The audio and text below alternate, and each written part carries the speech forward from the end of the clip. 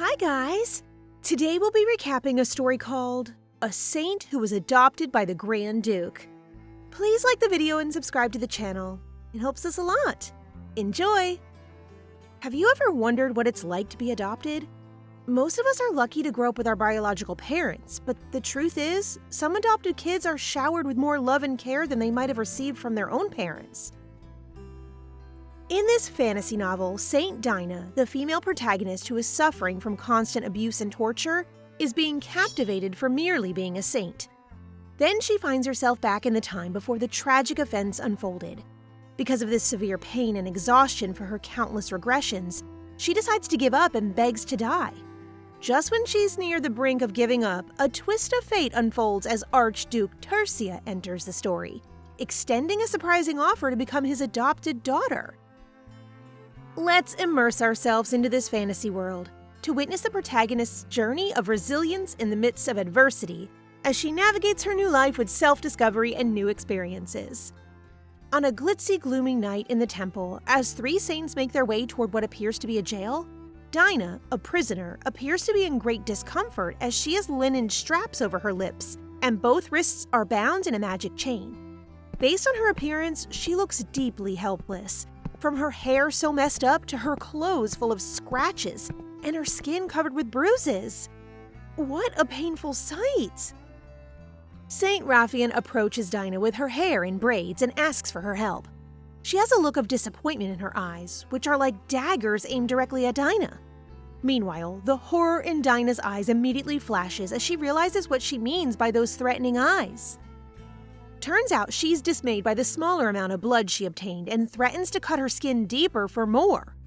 She's acting like a vampire who's hungry for blood.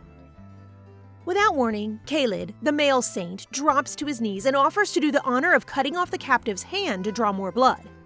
Dinah's eyes briefly flash with horror as she realizes that Khalid has betrayed her.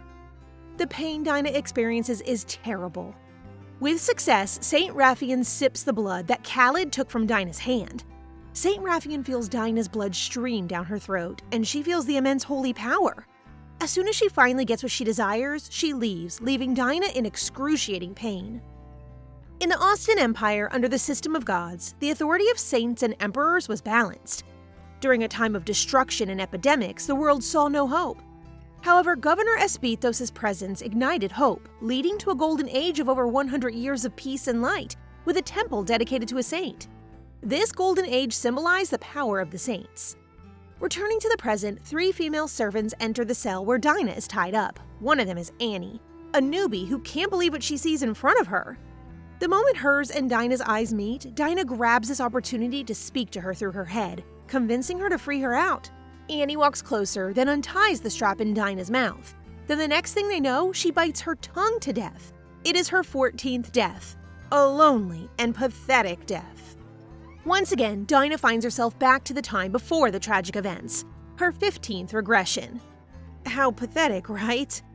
The young Raphael calls her in a concerned voice upon seeing her in a worse state, but her words only saddens Dinah. Remembering how she's being treated by Raphael every time, it leads her to end her life due to intense torture. The young Raphael calls her a friend, when in fact, soon enough, she will just deny their friendship while flashing those evil eyes of hers.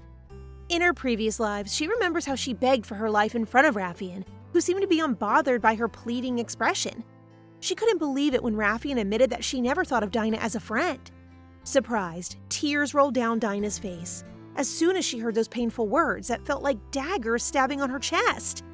The worst betrayal a friend could ever feel. The young Raphael continues to comfort Dinah and convinces her to take a break. Everyone in the temple is bewildered when they discover that Raphael is talking to someone who is on a different level compared to her. Then, a priestess who seems annoyed by her presence scolds her. The whispers of insults echo throughout the entire palace as Dinah proceeds to enter inside her room. In full agony and exhaustion, she shows a feeling of distress as she gasps at the reality of coming back to life. Dinah is too tired to repeat the devastation all over again when all she wants is death. Upon checking her diary, she discovers that she has returned to the year 381, when on her previous returns, she always came back every year in 382. Has something changed? Or perhaps this might be her last regression? She repeatedly reminds herself that escaping is impossible, and despite multiple attempts, she remains trapped in a hellish fate. So she silently pleads with tears rolling down her face while carrying a knife to cut herself. But to her disappointment, the wound once again heals by itself because of her sacred power. Dinah rushes outside and stands in front of the governor's statue. This brings her to the past when she met the priest of the temple while seeking food. He offered her a room to stay, and she no longer starved at every meal. Dinah was beyond grateful because the room was the first place she felt warmth, but in the end, she lost everything. Back in the present, she questions the statue in front of her as to why she was given holy power. She begs for it to be taken away from her.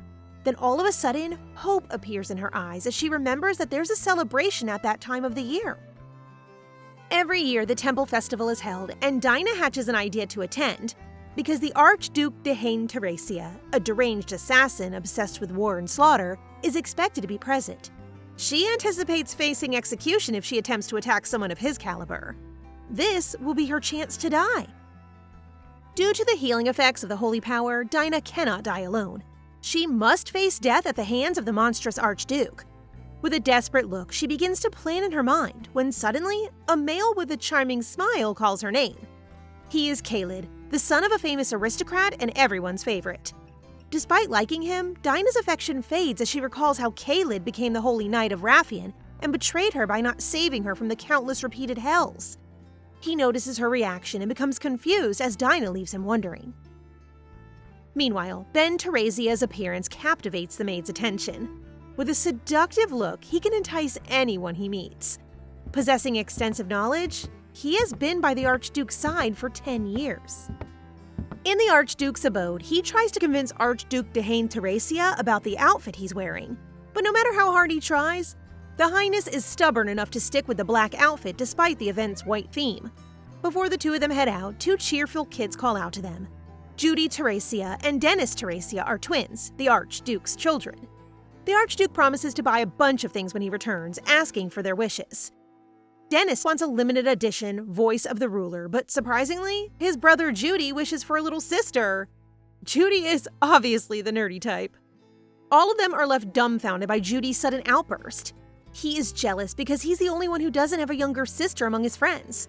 Stressed, the Archduke thinks his son is just pulling a prank, but this just makes Judy sulk. Archduke Teresia tries to comfort his son and explains to him why it's impossible for him to have a little sister since they don't have a mother. Well, he has a point. How could you produce a child without a partner, right? Instead, he promises to give him a maid of his son's age, but not a sister. However, Dennis suggests a way, leaving his dad doomed with no choice. What's his suggestion? Well, an adoption. While riding a carriage, Ben and the Archduke are talking about Judy's special request a while ago. The Archduke decides to reconsider his son's request, since he has been used to giving the kids all they wanted so that they do not feel their mother's absence. He had no idea, though, that his children were wary of everything, since they were raised without any attachment because their father's love had given them worldly possessions, but never the warmth of his affection. He couldn't even give them his whole attention, so how could he grant them a sister? Such material things are nothing compared to a family's bond. But thinking positively, bringing a good child could be an opportunity to teach the twins about bonds. So with firmness in his voice, the Archduke finally decides to find a place to adopt a child. Moving on to the temple, the festival begins. All of the people in higher positions are seated far beyond Dinah's reach, including the Archduke. It's almost impossible to talk to him, let alone assassinate him. Dinah's plans are interrupted by a noble's sudden command. She tries to refuse, but the noble only gets aggressive in return. In the past, she would have done what she was told without saying anything, but this time, she's desperate enough to refuse their order.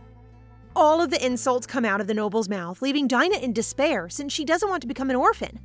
Later on, she notices that the Duke is no longer in his chair. She becomes uneasy, not because of the continuous insults from the nobles, but the fear of losing sight of the Duke. These nobles are getting on my nerves. To prevent Dinah from moving anywhere, one of them takes hold of her arm. The priestesses then arrive to scold them, but Dinah feels forced to follow her orders. She can't seem to find the Duke anywhere, so she starts to get anxious that he could be leaving the temple. She then makes the decision to go seek him outside the temple, and when she does, she spots the Duke standing next to two of his guards. She feels more hopeful, but her self-doubt grows. She tries to call him out of desperation, but her expression is filled with terror. The black aura emanating from the Archduke smacks of chaos and authority as he confronts her. She begs to speak with him for a little while, but her mind is already debating whether to approach him. Then, she grabs her knife and proceeds to attack him, but as expected, the Duke is too quick and foils the plot. With a knife aimed at her, he demands as to who sent her while Dinah looks on in terror.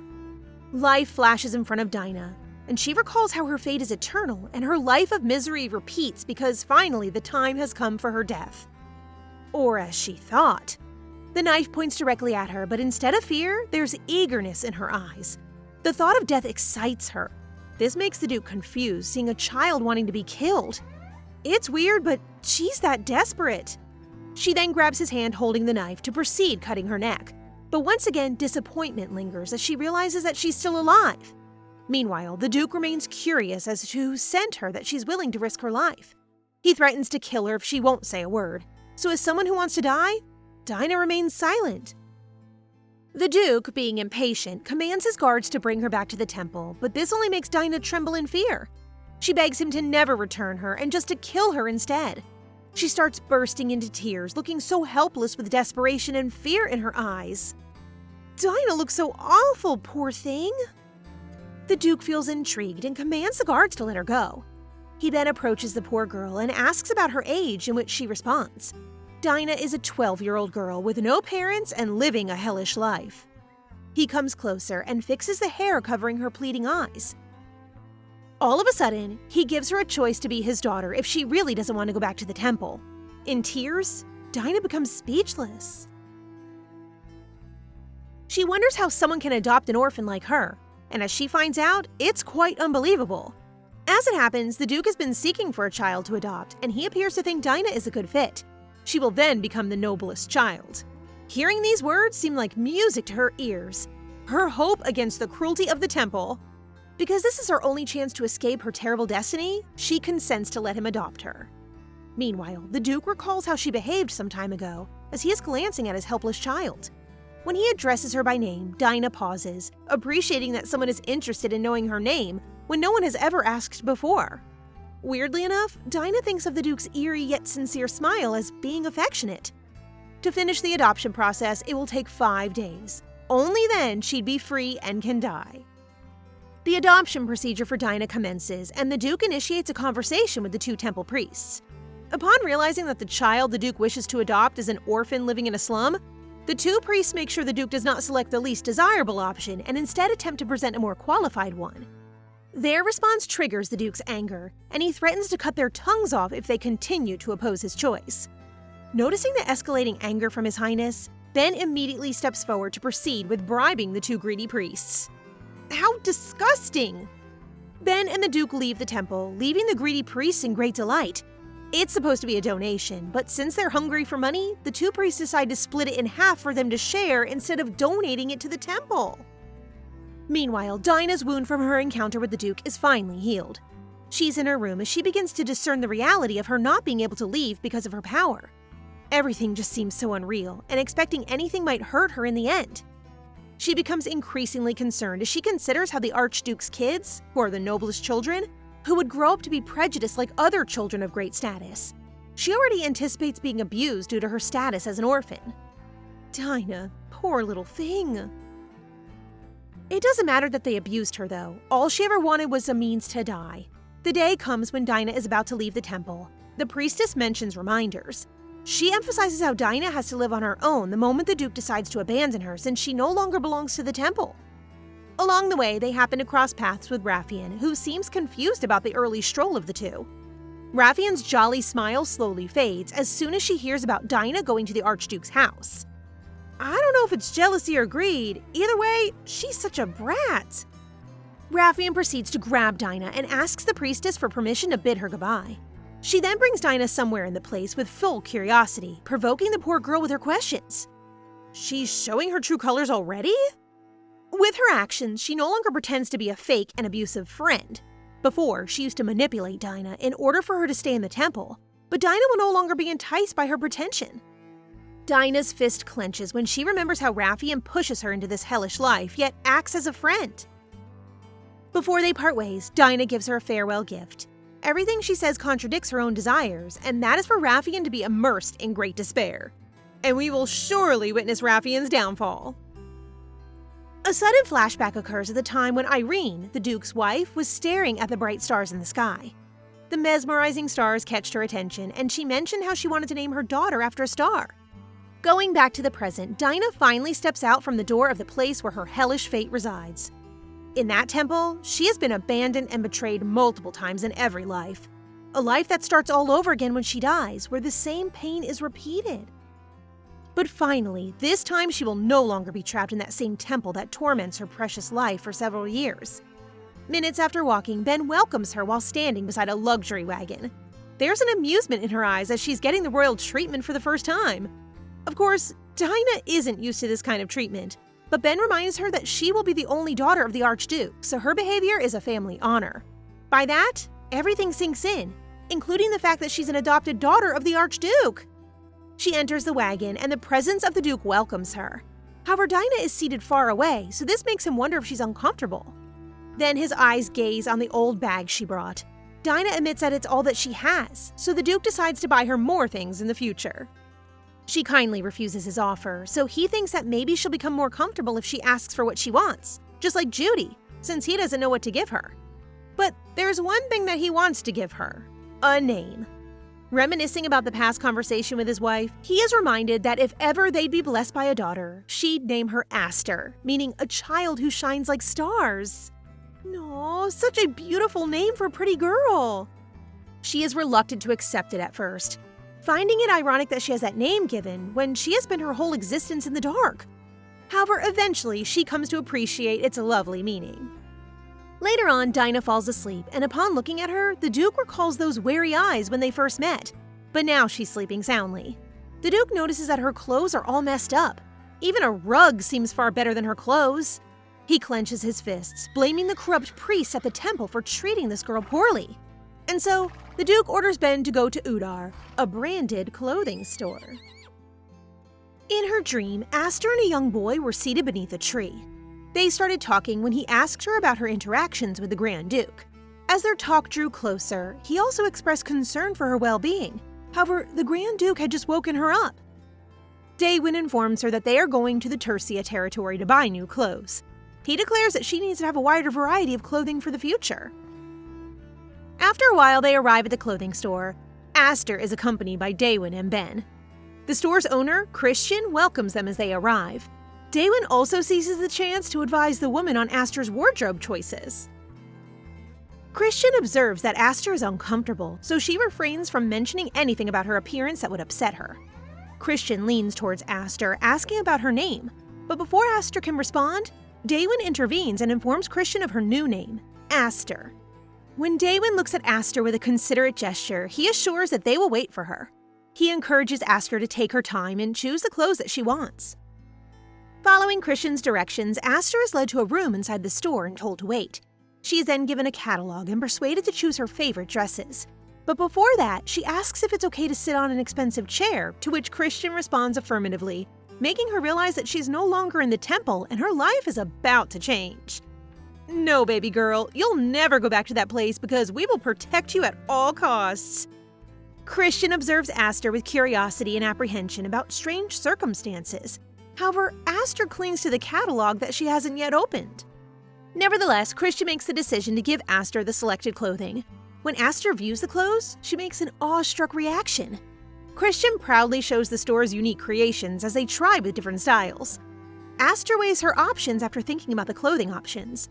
However, Christian notices Aster's little face and gives her astute advice on what style would work best.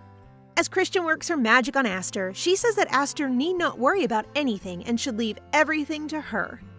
When they're done, Aster seeks the opinion of Daewin about her appearance. Daewin, on the other hand, upon seeing Aster, is immediately struck by her resemblance to Irene and what their daughter would look like if they had one. He even claims that the dress that Aster wears suits her perfectly. I agree, she looks really cute, but the first time I saw Irene reminded me of Aster too. The simple act of complimenting the dress makes her happy. Daewin tells Christian if she has other sizes to fit for Aster, to which she responds positively. Aster then tries on another dress, and her attractiveness becomes even more radiant. Daewon turns to Ben and tells him to go get the dresses that Aster has tried on. Then he tells Christian to throw away Aster's old clothes as they prepare to leave. Meanwhile, Aster can't believe it, and it still feels like a dream to her. As soon as they arrive at the mansion, Daewon tells Aster that it will be her new home. But Aster has a bad feeling about the Duke's twin sons. As soon as they arrive at the mansion, they are greeted by the staff, and Delbert feels nervous and unprepared for the presence of many people. As Delbert conveys Daewon's request for the twins to come downstairs, Judy and Dennis arrive and address Daewon as Dad. Judy asks about Aster, jokingly calling her a brat after noticing her by Daewon's side. Dennis and Aster exchange meaningful looks during the conversation, and Daewon tells the twins that Aster is now their sister. As the news sinks in, Judy merely asks if she's younger than him. Judy looks across to Daewon and wonders how he got Aster so fast. Dennis replies that Aster has been adopted by their father and playfully pinches Judy, calling him an idiot. She then informs Judy that she was from the temple when he asked her to introduce herself. Judy is shocked by her statement and wonders if Aster had really been hauled out of the temple. But Daewon intervenes, threatening to call his tutor over his actions. After what he heard from his father, Judy decides to leave and assures Aster that they will meet later. However, Daewon stops Judy and instructs him to accompany Aster around the mansion. Judy seemingly counters that he has plans with his friends and gives Dennis the task of giving Aster a tour. However, Judy learns that Dennis is missing and has no choice but to take on the task himself. Afterward, Judy escorts Aster around the mansion. While roaming around, she is struck by the mansion's immense size, but Judy is annoyed by Daewon's request to guide her. On the other hand, her appearance recalls intriguingly of his mother, Irene. Aster pauses abruptly, clearly drawn to one particular chamber, and seems intrigued by it. As she looks at the room, he takes a peek at Aster's curiosity. Aster responds that she will choose another one if she can't use it. There seems no problem to that, but Judy uses this room to sneak out of the mansion. Nevertheless, after a brief hesitation, he allows her to choose the room on one condition. She can use it if she can accompany him to his friend Sebastian, to which she agrees positively. As they continue their tour, they encounter Delbert, saying Daewon wants to meet Aster. A moment later, Aster finds herself seated at a table where her attention is drawn by the delicious foods in front of her. On the other hand, Daewon also ponders if she doesn't like cookies since she isn't touching any of them. Daewon looks so simple yet hot with his hair down. If Aster wants a mother, I swear I'd be the first to volunteer. After signing the document, Daewon then extends her sincere congratulations to Aster on becoming a member of the Tercia family. We're really happy for you, Aster. Noticing her discontent, he gracefully offers her a cookie, gently feeding it to her in an attempt to make her feel at ease. Aster's initial hesitation gives way to a genuine smile as she discovers the tasty treat. Assuring her of his commitment to bringing happiness into her life, he promises that she will never lack anything. That night, Delbert enters the room, announcing that Aster has drifted off to sleep. Seizing the moment with her asleep, he decides to convene a family meeting with the twins. Morning arrives and Aster awakens from her slumber, greeted by the gentle embrace of sunlight. Shortly after, Dorothy, the maid, enters her room. Aster responds politely, confirming that she had slept well. With breakfast approaching, Dorothy offers to help her get ready. Aster graciously accepts the offer, expressing her thanks for Dorothy's kindness.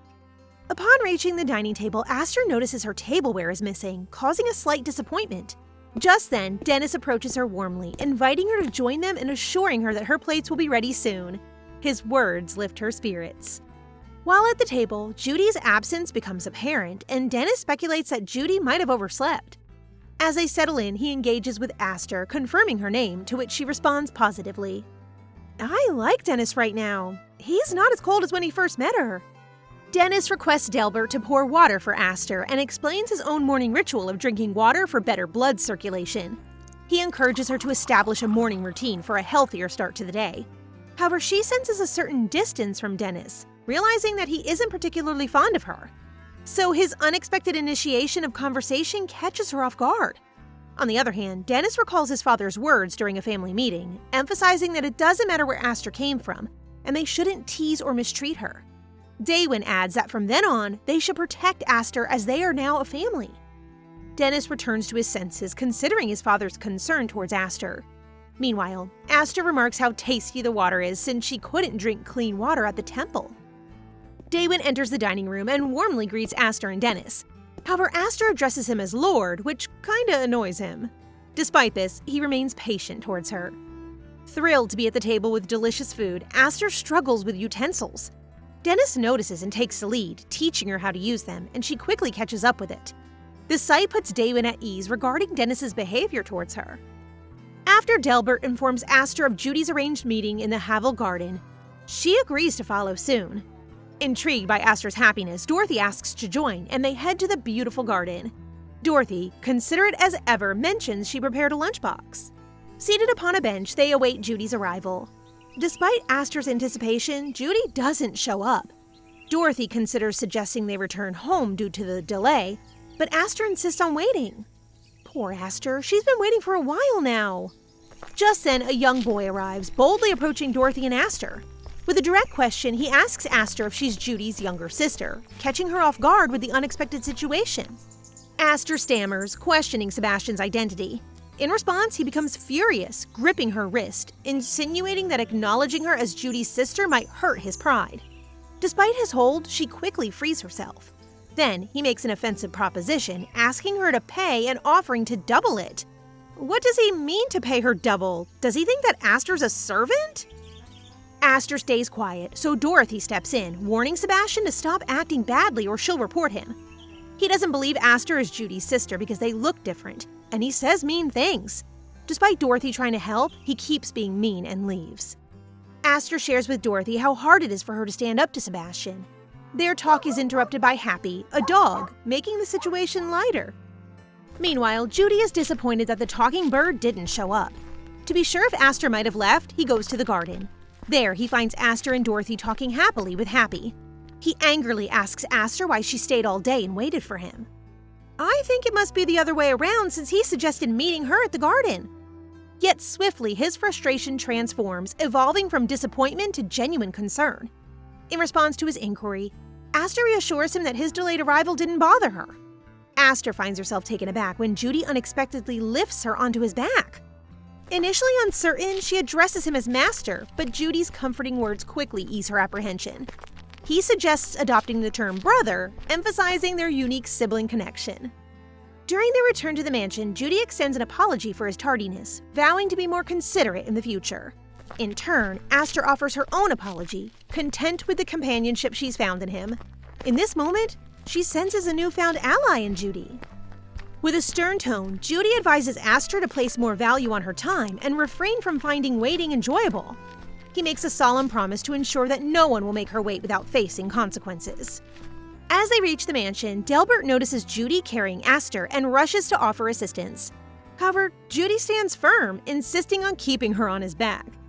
Meanwhile, Dennis observes these interactions, his expressions revealing a hint of jealousy as he witnesses the growing closeness between Judy and Aster. He's somehow distant towards all of them. I hope he'll grow closer to them too. Once again, Aster dreams of the young boy who's relieved of her improving fever and confesses his deep concern for her illness. Curiosity lingers about the boy, but she abruptly wakes up from her dream. I wonder if this boy is a live character in the novel or just someone in her dream. Upon opening her eyes, the Grand Duke and others are in her room, waiting for her to wake up. Judy asks if she recognizes him, mentioning her fever after returning from the garden and 2 days of unconsciousness. Suddenly, the idea of a saint's awakening crosses her mind. Gathering her thoughts, Aster apologizes to Daewin and Judy. Daewin inquires about her health, assuring her that her fever has lowered. Daewin suggests seeking medical assistance due to her long journey, as Judy offers a teddy bear for comfort. Aster contemplates her illness in connection to the saint's awakening and the boy's impact on her well-being. Dorothy requests to enter Aster's room with the doctor, who conducts an examination. Daewin, observing her vitality reduction, expresses concern. During the assessment, Aster and the doctor share an intense gaze. Does this guy know something? The doctor notes no abnormalities, but mentions Aster's diminished energy, advising Daewin to take care of her. After the doctor leaves, Aster recalls her past experiences at the temple where she faced scornful looks. She apologizes to Daewin, but he reassures her of her well-being in return, emphasizing that they're now a family. Tears are welling up in her eyes, experiencing this kind of warmth like never before. Hours later, Daewin attends to his responsibilities, ensuring his children's safety. Dorothy interrupts him with Ben, delivering news that Aster's condition is getting worse. Daewin rushes to Aster's room, visibly concerned. Aster, with a trembling voice, reveals an overwhelming fear, pleading for an end to her suffering by ending her life. The room falls into heavy silence, leaving everyone shocked. It must be a trauma response or something. In the midst of the heavy rainfall, Rafian sensed Dinah, Aster's real name, and sought her assistance to find relaxation, while Dinah pleaded for her life. Just then, Daewin gently wakes up his daughter to her normal state, asking if she recognizes her surroundings. Initially confused, she wonders if she's still at the shrine, but Daewin reassures her that she's in the Grand Duke's mansion. Regaining composure, Aster apologizes for her behavior, revealing her distressing experiences with Rafian on rainy days. Daewin interrupts, urging her to relax. Curious and concerned about Rafian, Daewin asks Ben about her identity and the traumatic events at the shrine. He then lifts Aster and takes her to bed, promising to stay by her side until the thunderstorms subside. In bed, Daewin discusses past troubles in the story, and Aster doesn't provide detailed answers. He inquires about her fear of thunder, and she admits it had been a long-standing fear. Daewin comforts her, assuring that the mansion is safe and vowing to protect her, instilling a sense of security. Suddenly, Judy visits Aster's room, noticing Daewin's presence. Concerned about her red eyes, Judy suggests sleeping with her until she overcomes her fear of rain. Later, Daewin, who remains dissatisfied and reveals that Aster suffered abuse during her time at the shrine, seeks information about the shrine, particularly about Rafian. She's the reason for Aster's fear. She must be punished. When morning arises, Aster wakes up with a heartwarming sight of Daewin and Judy sleeping beside her. Aw, they really look like a family now. But I see there's still space beside Daewin, so might as well occupy it, right? Just kidding. Days later, Aster observes that Daewin and Judy avoid discussing her fear, likely to spare her from distressing memories. In the main hall, she encounters Dennis reading a book. Intrigued, she inquires about his love for books, and he explains that knowledge empowers him. Their conversation deepens, leading to Dennis inviting Aster for a walk in the garden. As they stroll, Aster realizes the unfamiliar path and admits it's her first time taking it. Dennis stops and apologizes, revealing that the walk from the garden was a ruse. Unlike his brother, he struggles to accept Aster and doesn't consider her his sister, prompting him to delve into her true identity. Oh, I take back my word. Last he was somewhat jealous, but now he's being doubtful. He's so hard to read. In the quietude of the night, Dennis immerses himself in the pages of a book until the hours grow late, signaling it's time to retire. As he traverses the dimly lit corridors toward his chamber, he glimpses Judy wandering pensively. An air of curiosity engulfs him, compelling Dennis to trail Judy, his footsteps echoing in the silent castle. His clandestine journey leads them to Aster's chamber, where Dennis beholds a tranquil scene. The moonlight softly caresses the room, revealing his father and brother serenely asleep alongside Aster. In that poignant moment, Dennis finds himself entangled in contemplation, unraveling the enigma that is Aster. The following day, Dennis uncovers a hidden passage, a portal to a secluded garden where secrets whisper in the rustling leaves. With a mischievous glint in his eye, Dennis proposes utilizing his clandestine pathway for covert escapades. He informs Aster of his impending errands in the village and suggests they embark on this adventure together. Without a second thought, Aster agrees, her eyes sparkling with anticipation. As they emerge on the other side of the clandestine tunnel, Dennis decides to guide Aster towards the vibrant tapestry of life in the nearby village. The lively hustle and bustle captivate Aster's senses, but Dennis, with a pensive demeanor, can't escape the echo of his father's encounter with Aster at the shrine. In a sudden turn, Dennis reveals his intent to leave momentarily for personal obligations. Despite Aster's eagerness to accompany him, Dennis declines, assuring her a swift return. With that promise hanging in the air, Dennis embarks on his journey, leaving Aster to contemplate the mysteries of the village with a lot of strangers around. Is he planning to leave her behind? What if something bad happens to her? In Dennis's absence, a torrent of thoughts flood Aster's mind, weaving a narrative of abandonment and betrayal. She contemplates the intricate web of his intentions, suspecting a premeditated plan to leave her stranded. Lost in the labyrinth of her reflections, her focus abruptly shifts as two men enter her sphere of awareness. Oh no, Dennis isn't around! She's in danger! Their scrutiny fixates on her attire, prompting them to assume her noble lineage. With no visible bodyguards, they misconstrue her vulnerability. However, the unpredictable resounds as Aster utters a startling declaration, insisting on her own demise, rendering their plans futile. In a serendipitous twist, Dennis returns, offering tardy apologies and questioning Aster about her acquaintance with the men. Unbeknownst to them, the unexpected declaration has shifted the dynamics. The men, now aware of Dennis's identity, recoil at the realization that they have trifled with the Tercia family. Faced with the imminent threat, the men attempt to retreat, feebly asserting that their prior statements were mere jests. Dennis, still seething with anger and concern, redirects his focus to Aster. He demands an explanation, seeking clarity on her impulsive actions and the risks she took in his absence. How rude! If you hadn't left her, these two men would not have almost exploited her. Dennis fell into silence after inquiring about Aster's thoughts, then suddenly admitted to deliberately leaving her alone. It turns out Dennis had been keeping an eye on Aster, curious about how she'd react to solitude. His intention was to unveil her true self by intentionally leaving her be. Aster, initially thinking he harbored resentment, was surprised when Dennis explained that he never wished any harm upon her. This revelation sparked Aster's curiosity about Dennis, as he demonstrated care without explicitly expressing his feelings. Is this what we call a nonchalant person? Dennis extends an apology to Aster for his testing her and offers his hand to return home. Aster, surprised and delighted, realizes that Dennis does see her as a sibling and gladly accepts his hand. On a bright blue day in the castle, the family gathers for breakfast. The Grand Duke addresses Dennis's recent recklessness, to which Dennis admits fault and offers his sincere apologies. The fact that Dennis owns up to his mistake makes him a good person.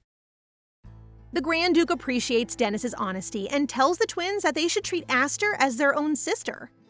Since the twins' birthday is coming up, the Grand Duke asks for their opinion about what they want on their birthday. Judy wants to have a masquerade party, while Dennis wants to have a book discussion. I don't know how the Grand Duke manages to deal with the twins with their opposite interests. However, the Grand Duke has something in his mind. He takes none of the twins' requests, but rather he wants to introduce Aster to the people since she's already part of the family. Aster seems kinda down since she is planning on disappearing in silence without anyone noticing her.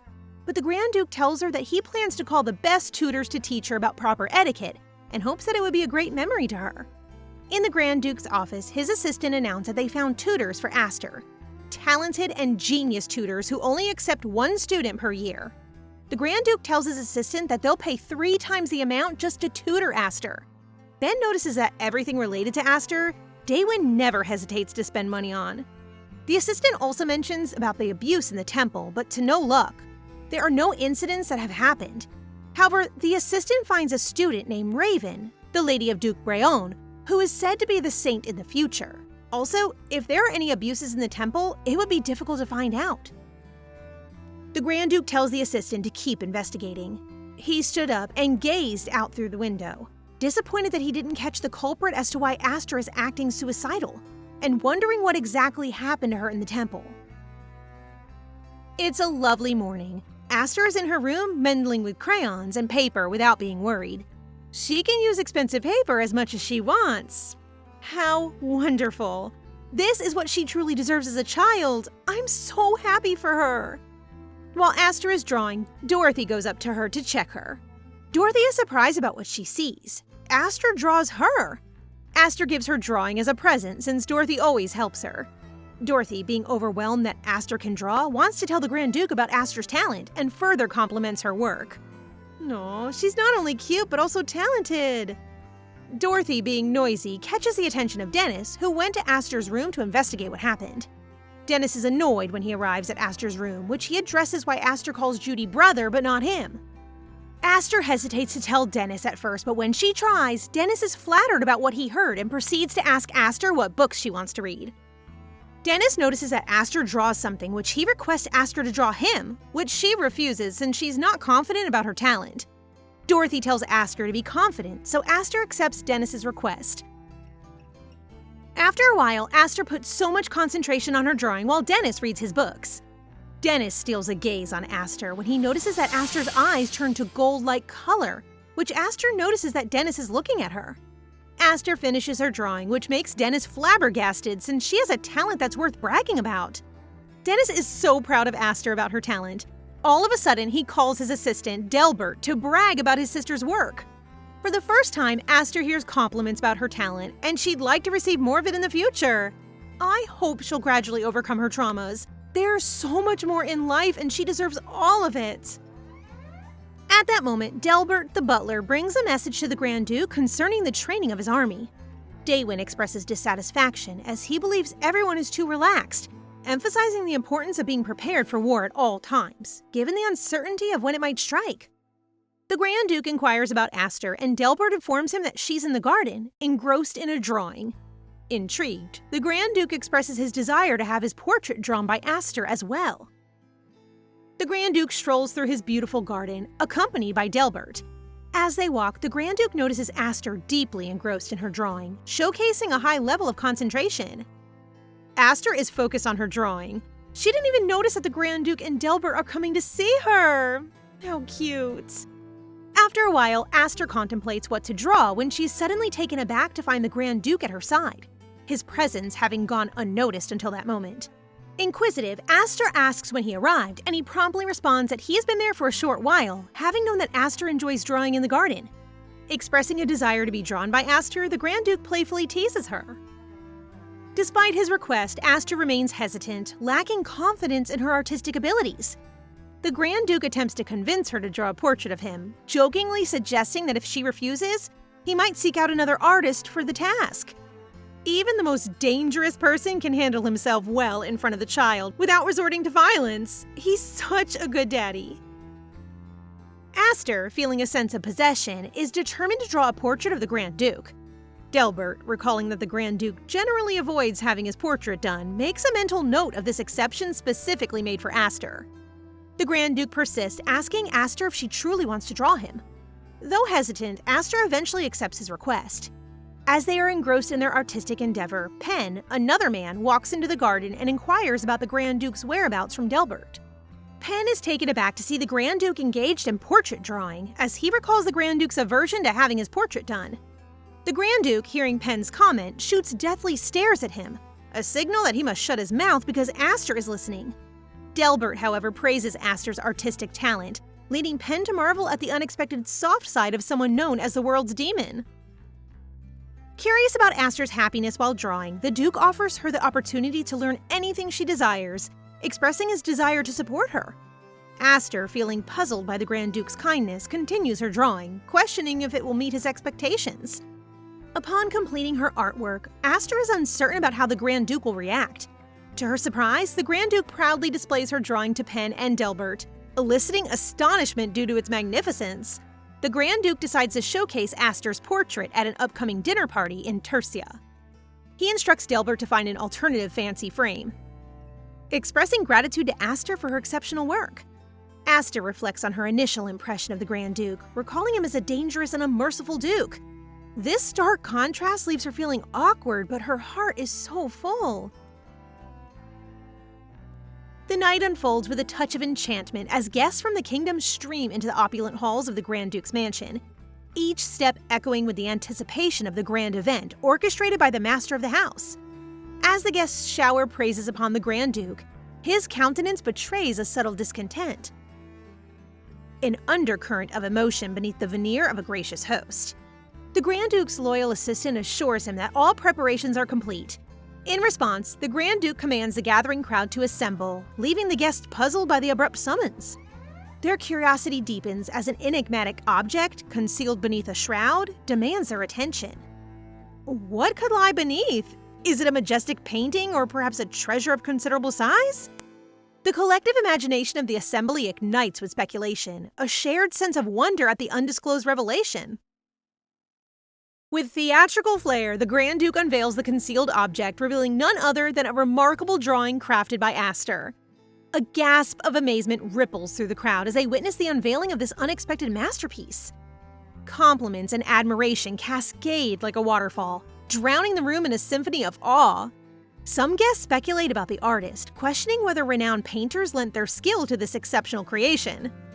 A discerning individual in the crowd detects an ethereal force emanating from the drawing, a divine power that sets it apart.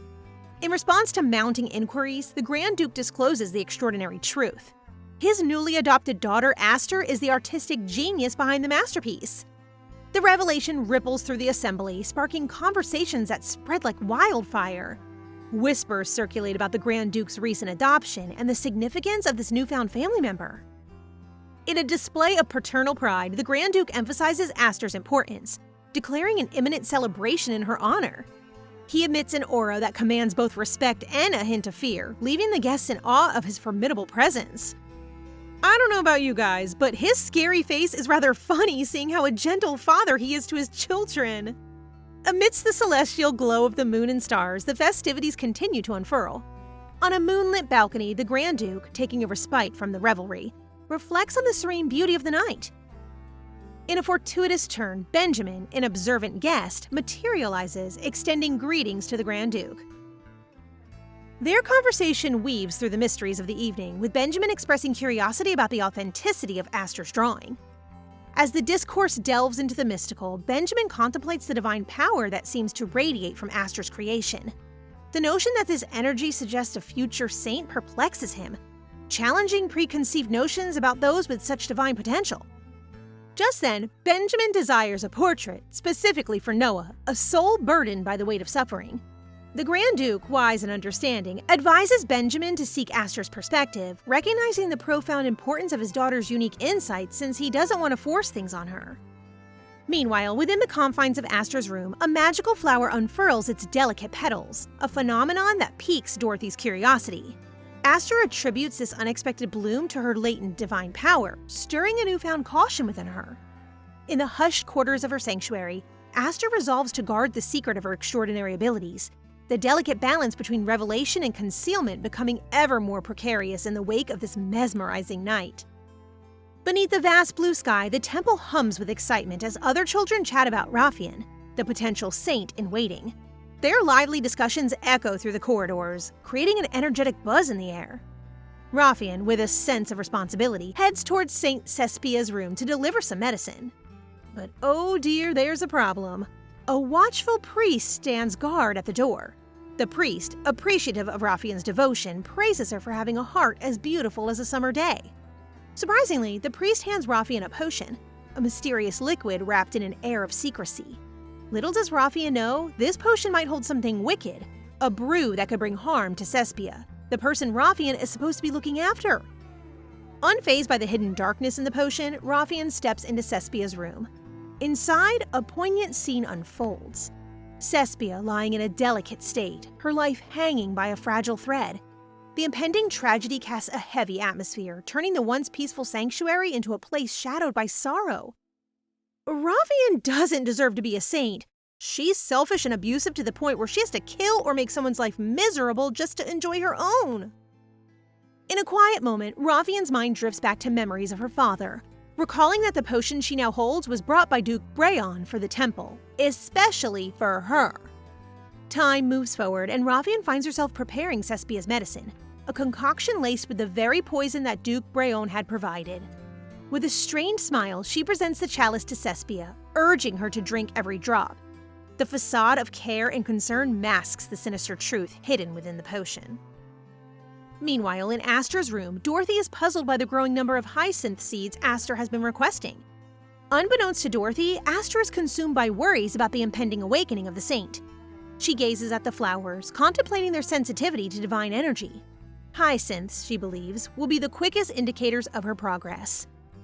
Out in the garden, Aster's plan unfolds as dozens of hyacinths burst into bloom, captivating the attention of the bewildered servants. Hidden behind a tree, Aster is taken aback by the unexpected abundance. Her intention was to discreetly gauge her progress, but the garden now boasts an extravagant display. Caught in this unexpected development, Aster grapples with conflicting emotions. Her plans to leave the kingdom before the temple discovers her are suddenly accelerated. Despite her resolve, she finds it challenging to depart abruptly. In the short time she spent within the mansion, she grew accustomed to the warmth and affection that enveloped her. There's a fear that leaving hastily might weaken her heart, a heart that found solace in playful moments and forged connections. Amidst her contemplation, a hand emerges, breaking the solitude. It's the Grand Duke, silently observing Aster from a caring distance. Unbeknownst to her, his concern for her well-being runs deep, ensuring she doesn't face injury or harm. In the garden, the Grand Duke notices Aster's bandaged forehead and politely asks if she's okay. Aster, downplaying any discomfort, assures him that it doesn't hurt at all. He really loves his adopted daughter. The Grand Duke, upset that the tree might hurt his daughter, contemplates whether he orders it cut down or not. Upon realizing it, he considers the novel emotions of having a daughter, asking himself if this is what it's like to have one. Then, noticing the hyacinths blooming, he suggests relocating for a private chat. In the garden patio, curious about Aster's divine power, the Grand Duke questions its strength. Aster, hesitating, briefly explains the hyacinths, reassured by the Grand Duke that it's not her fault. Shifting topics, the Grand Duke requests a portrait, balancing concern about Aster's involvement in imperial matters. Benjamin's earnest plea convinces him, and Aster agrees, stating it's not a tough task. Uncertain about the temple's condition, Aster seeks reassurance from the Grand Duke, who remains unsure. Determined, she convinces herself that everything will be fine. Arriving at the sanctuary, Aster follows the coachman's directions, discovering a cabin to draw for 2 hours. As she enters, the sanctuary is filled with divine powers. She wonders why such a place exists aside from the temple. But as she further goes in, a cold air emanates from a room where a child sleeps. Just then, she's filled with shock, realizing that she has met him before. If I'm not mistaken, this is the boy in her dreams, right? So he's a living character after all. Aster recognizes the boy but struggles to recall where they met. As he peacefully sleeps, Aster prepares her art supplies, feeling a bit awkward about sketching someone secretly for the first time. Starting her drawing, Aster can't help but notice the boy's handsome features, a rarity comparable to Rafian's beauty. How can our princess concentrate with a face like that? While concentrating on her sketch, Aster ponders the familiarity, trying to remember where she encountered him before. Midway through her work, Aster realizes the boy's closed eyes hinder her accuracy. Hoping for a clearer memory, she contemplates the mystery of his identity. Feeling her energy wane, Aster, noticing the boy's exposed hand, decides to warm it. Holding his hand, she speaks to him, sharing her past loneliness at the temple. Expressing a wish for his well-being, she imparts a bit of her divine power as a blessing. After the blessing, Aster is drained, and suddenly the boy's hand grabs hers. Startled, she confesses she thought he was still asleep. The boy, now awake, questions Aster about her identity, and she hurriedly apologizes. The boy, with dark brown, gorgeous eyes, fully awakens, bringing an end to the mysterious slumber. Oh my, he's even more handsome with those eyes! Aster, caught off guard by the boy's sudden awakening, is uncertain about how to handle the situation. The boy demands an explanation for her presence, prompting Aster to quickly respond that she was commissioned to create his portrait. She apologizes sincerely, emphasizing her intent to respect his privacy. Aster clarifies that she didn't mean any disrespect and only wished to silently capture his likeness. Her frustration arises from being unable to see his eyes, hindering her ability to complete the portrait with accuracy. The mysterious boy before her, whose name she has yet to learn, exhibits a strange mixture of curiosity and delight at her presence. His question lingers in the air, a curious blend of uncertainty and anticipation. Is this a mere figment of his imagination or a tangible reality? The atmosphere is laden with an unspoken tension as Aster attempts to extract her hand gently from the boy's grasp. His refusal to let go creates an unusual connection, a silent understanding between two individuals who, moments ago, were just mere strangers. In the midst of this silent communion, a smile graces the boy's face, casting a warm glow that leaves Aster momentarily flustered. His inquiry about her purpose for being there seems innocent yet loaded with underlying curiosity. Aster, with a sense of humility, acknowledges that her task is to capture the essence of his eyes on canvas, a mission bestowed upon her by the Grand Duke himself. The boy's joyous assumption that Benjamin, a familiar figure in their lives, orchestrated this rendezvous brings a unique charm to the encounter. It's as if the threads of fate have woven them together, guided by an invisible hand that connects lives in unexpected ways. Aster, however, gently corrects his assumption, emphasizing that her journey into the cabin was solely at the behest of the Grand Duke. The revelation seems to bring a mixture of surprise and satisfaction to the boy, who now sees her presence as a direct favor from the highest echelons of authority. As the conversation unfolds, the boy suggests a return visit, inviting Aster to resume her artistic endeavor next time. He then closes his eyes as if to test Aster's patience, much to her apparent confusion. He is so innocent and sweet in her dreams, so it's kind of surprising that he's actually playful. And how come the boy can communicate with her through dreams?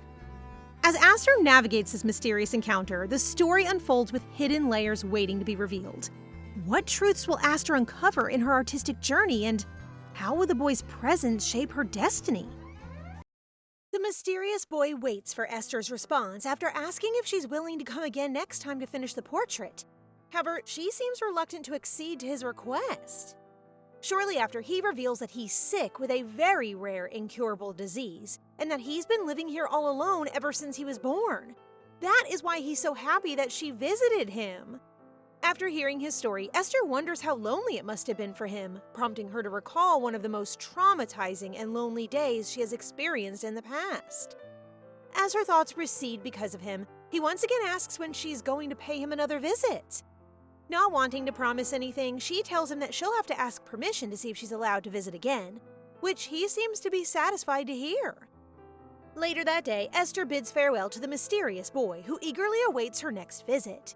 Meanwhile, she wonders who exactly that familiar yet mysterious boy is. And like him, she also looks forward to when she'll see him again. Elsewhere, Raphaen visits Cespia, who looks like a lifeless corpse because of the poison. Like a prophecy, Cespia warns Raphaen that there will be a child who will inherit the power of the goddess. Naturally, Raphaen thinks this is just meaningless blabber, but upon hearing who the next saintess will be, she feels a great amount of uneasiness. Upon further inquiry about this new saintess, Cespia doesn't seem to know what Raphaen is talking about. It's as if, with a snap of her fingers, she regained consciousness, like she wasn't the one speaking earlier. After Cespia dismisses Raphaen's claim that she said all those things, Raphaen is left dumbfounded by what she just heard. Most of all, she's alarmed by the fact that she isn't the next saintess. All of Raphaen's life, she was led to believe that she was going to be a saintess. The fact of the matter is, because of an oath to the goddess in the past, the Bryan family is destined to have a saintess every 3 generations. So right now, there shall be no other candidate other than Raphaen who'll be the next saintess. Presently, Raphaen meets with Cain, who has just finished moving her gifts. He also informs her that the Duke will stop by and is looking forward to her results. She then asks for further details about the boy that Esther recently interacted with. The boy is revealed to be Noah, and according to Raphaen, he has been asleep for 3 months. Apparently, he needs constant divinity healing from a high priest, or else he'll die. But she is determined not to let that happen. She orders Cain that next time she's free, she's going to see her fiancé, Noah. Cain is obviously unsure about her request, but he can only do so little about it. The following day, Noah wakes up feeling more refreshed than ever before. The first thing he remembers is Esther, whom he wishes to see again. Shortly, Benjamin enters the room. Noah then asks if he was the one who sent Esther, noting that if he's with her all the time, then he won't be needing the temple. He then reveals that he knows Esther is the adopted daughter of Duke Tercia, which surprises Benjamin. Noah then tells him that although it's hard, he needs to see Esther again. After heeding his request, Benjamin informs that Raphaen also wants to see him when she's free. Noah is then reminded that he still has a connection with Raphaen. Unfortunately for her, Noah is willing to terminate their relationship so that he can be with Esther. At the mansion, Ben informs Daewin about Judy's situation at the swordsmanship training camp. He also tells her about Esther's soon-to-be tutor. Shortly after, Daewin sees Esther pondering over the mysterious boy she just met, Noah. Daewin approaches her to inform her about her tutor, prompting Esther to wonder how someone like the Archduke would ever care for her when no one ever did before. A while later, Dennis points out that their father seems to be the most nervous of all, even though it's Esther who will be receiving a tutor. He also says that he wishes to study along with Esther, despite usually preferring to study alone, because it feels different when he's studying with her. Soon, Dorothy announces that the tutor's carriage has arrived. The tutor introduces himself as James Griffith. Daewin introduces himself to James, followed by his children, Dennis and Esther. Afterward, James, the children, and Daewin are escorted by Dorothy to the study room. As they head to the room, James can't help but ask why Daewin is coming along. Daewin responds that he needs to witness the session in order to make an accurate assessment. As if it's not obvious, Daewin really cares about his children. Everyone present in the room seems to be enjoying their time. James enjoys teaching, Daewin is satisfied that his children are doing well, Dennis is guiding Esther, and she's enjoying learning. Though the session has already ended, the children still seem eager to learn, so the adults agree to extend it just a little while longer. Meanwhile, Judy arrives after a month at the swordsmanship training camp and is greeted by Delbert. After asking if his family is doing well, Judy informs Delbert that he'll be visiting a certain someone for payback. Apparently, Judy was informed by Dorothy that Sebastian said some pretty awful things to Esther, which is why he's currently out to get them. Though he admits that he was also awful for breaking his promise to his sister, he can't let it slide how someone dared to degrade his sister. He slams the door, asking everyone where Sebastian is. He then asks one of the students at the academy about Sebastian's whereabouts, and demands an answer while he's still being kind, though he's visibly upset right now. Meanwhile, Sebastian is bothered that Judy came back just to get him soon after he left the training camp. He then receives an announcement from the butler that Judy is summoning him for an urgent discussion. Not wanting to waste any more time, Judy shows up because Sebastian is taking too long to heed his summons. The former then confronts the latter about insulting his sister and physically punishes him. Sebastian refuses to be embarrassed in front of his lackeys, so he retorts that he's none the wiser that they are related because Esther looks different from him. But this only antagonizes Judy even more, causing him to hurt Sebastian even more. Judy then tells him that the pain he's feeling right now is incomparable to what Esther has gone through because of his words. Judy acknowledges that it's his fault Esther was hurt because he was the one who called Sebastian that day, and that she wouldn't have fallen sick if he hadn't broken his promise. Afterward, he demands Sebastian ask for forgiveness from Esther, but Sebastian obviously doesn't want to do this. Still, he has no choice because Judy is just that intimidating. After dealing with him, Judy then decides to go see his dear sister. Meanwhile, Esther remembers the portrait she has to finish. She's then reminded of Noah's request for her to visit him again. But this trip down memory lane is short-lived because she needs to focus and finish her homework. Shortly after, Esther hears a commotion on the street and quickly comes down to get a closer look. Apparently, someone just got bitten by a snake, and now the white snake is staring at her menacingly. Right now, Esther is completely confused because she understands what the snake is trying to say. The snake only bit the person because it's pregnant and was just trying to defend itself. Esther is contemplating whether it's a good idea for her to help Hans right now because she must maintain a low profile, and she won't be able to do that if she helps him. Shortly after, Dorothy sees her and asks her to go inside because it's dangerous due to the snake. Esther then asks Dorothy if it was Hans who made the donut for her, which Dorothy affirms. Esther then reflects that when she collapsed due to fever from her awakening as a saintess, all the servants at the mansion cared for her. They treated her like family. They were kind to her, especially Hans, who knew she liked sweets, so he kept giving her treats. With that in mind, she ultimately decides that she will help him. She then tries to console the snake, not blaming it because Esther knows the snake was just trying to protect its baby. The snake calms down, rests on her hands, and she puts it inside a basket, making everyone surprised to witness the scene unfolding before them. Right now, she's worried because everyone always takes advantage of her since she's different. But she is left with no choice but to heal Hans because she cares for him. She's also worried that her healing ability might not work because this is the first time she's done this. And yes, she is right. People who witnessed her tame the snake and heal Hans all thought that she was weird and scary. Upon hearing this, she feels disheartened and promptly leaves. But after she leaves, Hans, with conviction, tells everyone that Esther just healed him. He claims that she could have just ignored him but chose to help him. He then convinces everyone that she's actually amazing and kind.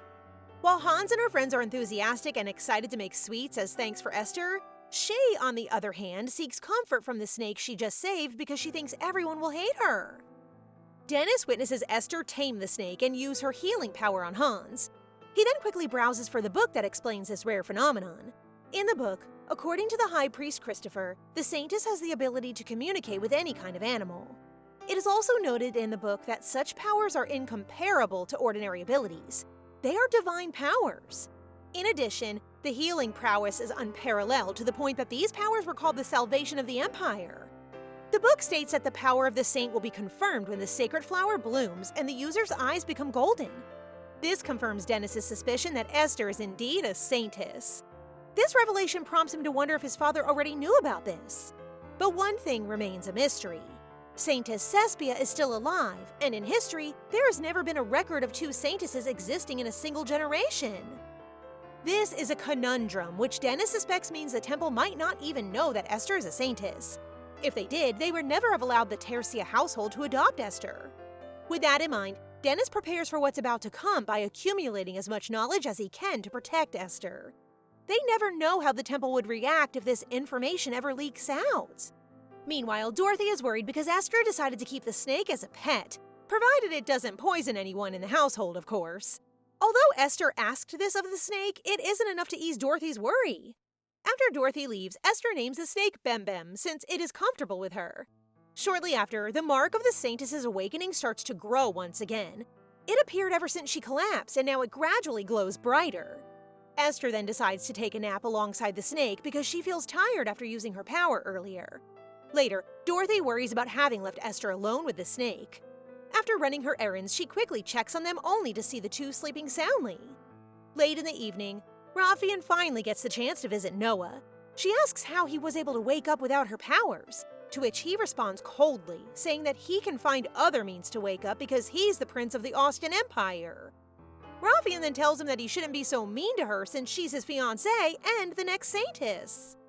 Rafian expresses her delight upon being acknowledged by Noah. She was worried that he might have forgotten her because of his 3-month slumber. She then shares that ever since she was young, she has trained to become the saintess, and that's her only purpose. Though he does acknowledge her, Noah tells her that determination is good, but if she's consumed by too much greed for something she doesn't deserve, it might cause her great regret. Seeing that Rafian is visibly confused, Noah asks her a question. Is there something she's yearning for but doesn't belong to her? Rafian responds with a solid no. She then tells him that even if that's the case, there's nothing the future saintess can't have. Afterwards, he asks her why their engagement was not terminated when he got sick. He thought it was supposed to be broken off by her family, the Barones. He then laughs this off, which results in her feeling insulted, exclaiming that he shouldn't treat her like this. He responds by saying that it's not his fault that their engagement was supposed to be terminated, and further claims that he doesn't need her in order to survive. But Rafian is persistent. She still believes that he needs her. Having had enough of her conceitedness, Noah impassively asks her if she's sure that she's going to be the next saintess. Meanwhile, Judy is informed that Esther just brought a snake into the mansion. He's baffled as to why no one stopped her from keeping it. He then decides to quickly check up on her. Upon his visit, he sees Esther sleeping soundly on the floor. Worried, he approaches her but notices the snake staring at her. Terrified, he wakes her up. Confused, she wakes up and reassures Judy that the snake is harmless, even calling it by its name, Bem Bem. Despite Esther's assurance, Judy still can't help but feel worried. I mean, just look at the size of that thing. Though terrified, he musters up the courage to approach Bem Bem, witnessing that it really does listen to her. Impressed, he praises her for having so many talents. She then asks Judy if His Grace, their father, would allow her to keep Bem Bem as a pet. Judy responds bluntly, saying that given their father's personality, he might say no because it's dangerous. He then follows this up by asking why she still calls their dad His Grace. He understands that Esther might still have a hard time adjusting, but it's more weird if she sounds distant from her family. So instead, he whispers a suggestion to her, which makes Esther blush with embarrassment. The day after, at the dining table, Judy shares his experience at the training camp, making Dennis envious of the experience he gained. Meanwhile, Esther is troubled because she finds it hard to bring up her concern, especially with the bubbly atmosphere. Judy takes notice of this, so he decides to break the ice for her. Taking this opportunity, she then asks Daewin about keeping a pet snake, which makes him momentarily pause in bafflement. Esther then explains that despite its size, it's not dangerous at all. But this is all futile because Daewin is too concerned for her safety to risk allowing her to have such a pet. Saddened, she glances over at Judy, who gives her a go-ahead signal. Esther then sheepishly begins to beg her father to grant her request just this one time. So yeah, obviously Daewin wouldn't allow her to have a pet, but last night Judy proposed that if Esther calls Daewin father, then he might reconsider his decision. Daewin is surprised to hear Esther call him father. In disbelief, he asks her to repeat what she said, but instead, she apologizes for upsetting him. He then reassures her, saying that he actually prefers it, so she shouldn't worry. Yeah, of course Daewin would be happy. The first time he met Esther, she was like a soulless corpse, so to him, this must be a good sign. After hearing his response, Esther once again asks if she's allowed to keep Bem Bem, to which he agrees, but reminds her to be cautious. It didn't take a minute for Daewin to shamelessly ask Esther to call him father again. A little later, Daewin finishes his meal and leaves his dear children. As he heads towards work, he expresses his delight to Ben, who's keeping him company, saying that he never thought being called a father by Esther would make him this happy. Daewon then asks Ben about the newfound diamond mine, explaining that he plans to give it to Esther since little girls like shiny things. But this thought is immediately met with reluctance because it might be excessive for a little girl. Then again, Ben thinks that it's also about time for Esther to learn how to handle money. With that, it's decided that Daewon will spoil Esther with a diamond mine as a gift. Meanwhile, Esther is resting by the gardens after finishing her meal when suddenly Hans and the other servants surprise her with a gift: a strawberry cake. Hans expresses his apology for not thanking her sooner after she healed him. He explains that everyone present was just shocked, which is why they weren't able to say anything, but they're actually really thankful to her. Esther begins to cry. She never thought she would receive such warm words before because in her previous life, she was led to believe that she was worthless. But now, it's different. Esther is enjoying the cake she just received from Hans and the others, prompting Dorothy to remind her not to eat too much. Shortly after, Dennis visits her room and worriedly asks where she's been since he didn't see her in the garden. She responds that she just received a cake from Hans, which is why she came back to the mansion to enjoy it. But why was he looking for her in the first place? Dennis then tells her that he wishes to see the snake she mentioned earlier. Later, he finally sees the snake and notes that it is indeed large, but quite small for its breed. He also mentions that it is poisonous, so she should still be careful. Dennis then follows up by asking if she's been feeling uneasy lately, to which she denies. Upon hearing her response, Dennis feels delighted. Before leaving, he reminds her that if anything comes up, she should approach him. After all, he's her eldest brother. After he leaves, Esther wonders why everyone seems so kind lately. Esther then begins to cry again because once again, she is not used to this kind of compassionate treatment. She initially thought that the happiness she's feeling right now would be temporary because once she awakens as a saintess, the temple will come after her. But that doesn't matter right now because right now she wants to embrace her happiness and live. Now, her life has meaning, and the only thing holding her back is Rathian. But she is determined not to let Rathian take away her life once again. Because right now, she is Esther Tercia, and even after becoming a saintess, she will not allow Rathian to mess with her. Meanwhile, at the temple, Christopher kicks off the meeting by introducing their guest, Duke Brone. After acknowledging Brone's presence, he continues to discuss Cespia's deteriorating health. With Cespia's health rapidly declining and the threat it will bring to the temple, they need to speed up the process of training the next saintess, who according to them is none other than Rathian. After Christopher announces to everyone that Rathian will be the next saintess, the other priests don't seem to have any objections. They even believe that she has sufficient qualifications, given her extensive and lengthy training. After hearing the other priests' resounding approval, the meeting moves forward. Duke Brone thinks that it's only natural it would end up this way because of Rathian's major influence on the temple. Christopher then brings up the case of an orphan who was sold off to the House of Tercia because she was deemed unfit to become a saintess. Though the other priests think this is a good idea, it's not actually as easy as it sounds because the money was never given to the temple. Upon hearing this, Duke Brone wonders what's so special about the candidate that Daewon would willingly pay a large sum of money for.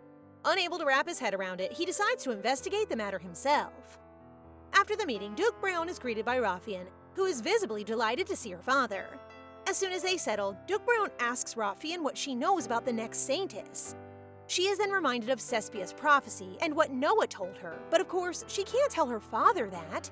Instead, she lies, saying that there hasn't been any prophecy yet. However, her anxiety makes her ask a seemingly hypothetical question to her father. What if another saintess awakens and not her? The Duke immediately dismisses the question, saying that even if someone else awakens, he will make sure that Rathian becomes the saintess. He will do anything for his daughter. Brone finds it strange that there's still no prophecy, and that everything, including Daewon's movements, is suspicious. This makes him feel uneasy, thinking that he should make his move soon. Elsewhere, Esther is back at the cabin and is about to visit the mysterious boy, Noah. It wasn't easy for her to ask for permission, but Daewon eventually gave in. She then enters the cabin, but an unfamiliar voice greets her, asking what she's doing inside. The strange, unfamiliar voice comes from the man who introduced himself as Pollen. He claims to have heard about Esther. He's apparently Noah's butler, who manages the cabin. Esther then agitatedly introduces herself. Afterward, she asks where the mysterious boy is, to which Pollen replies that he's inside the room and is sleeping again. He goes on to say that Noah will be very delighted to see her again. Pollen then promptly leaves, leaving Esther with a sleeping Noah. She remembers Noah's sickness, wondering if using her powers would wake him up. Upon casting her powers, he really does wake up, but at the cost of some of her energy being drained. As predicted, Noah is overjoyed to see Esther keep her promise, but she's worried that she might have interrupted his sleep, though he reassures her and even thanks her. Thanks to her, he woke up after just a few days. After asking her if she's going to finish the portrait, he then asks for a favor. Later, Noah and Esther are out admiring the beautiful scenery. Noah also takes this time to introduce himself to Esther. After agreeing to be casual with each other, Esther asks what he means by waking up sooner than expected. Noah then tells her about the incurable disease he has, the God's Curse, that causes him to sleep most of the time. As soon as someone acquires this disease, their life force burns away immediately. Without intervention from divine powers, people who have it don't have much time to live. Esther read about this at the temple, but has never encountered anyone who has it. I guess that explains why she always feels drained whenever she touches him. Noah then claims to have never cared about life before. His family, as well as people close to him, all left and abandoned him. But when Esther arrived, everything changed. He then reminds her of the favor he asked of her earlier, that is, for her to stay by his side. Of course, Esther is flustered upon hearing Noah ask if she could stay by his side. I mean, ever since she first visited him, he's already been overly familiar with her. She responds by saying that it's a very sudden request and that it would be difficult. But he tries to convince her, saying that it's because of her that he was able to wake up sooner than expected. He needs her divine powers. She acknowledges that Noah has been battling this curse for a while now, and that it's not an easy endeavor, especially since the temple has now been corrupted. It's much harder for anyone to access divine powers. But Esther wonders if Noah actually knows that she's the next saintess. Will he take advantage of her and betray her? These thoughts run through her mind, but they immediately dissipate when Noah moves closer to her, asking if she's feeling sick. Noah reassures her that he's not trying to tie her down and that she can always say no. It's just that he claims that she's the only one he's got. He then adds that he doesn't want her to suffer because of him. Once again, Esther hears warm and kind words from someone she just recently met. She wonders why someone like him, who needs divine powers most, isn't insistent. Because of Noah's seemingly kind behavior, Esther tells him that she's not free to do as she pleases, so she still needs to ask permission from her father. Upon hearing this, Noah smiles warmly at her, expressing his sincerest gratitude. He swears to her that because of her kindness, he will be sure to repay her in the future.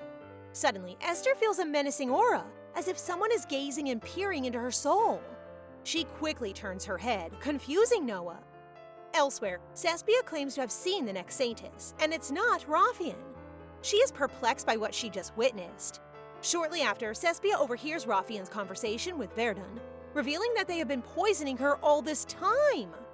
Because of this, Cespia is determined to find the real saintess, Esther, in order to put an end to the temple and Baron's conspiracy. At the mansion, Dorothy is excited to see Esther wear a wonderful red dress. She wonders how Daewin knows so much about what would look good on Esther, noting that he really put an effort into choosing this dress.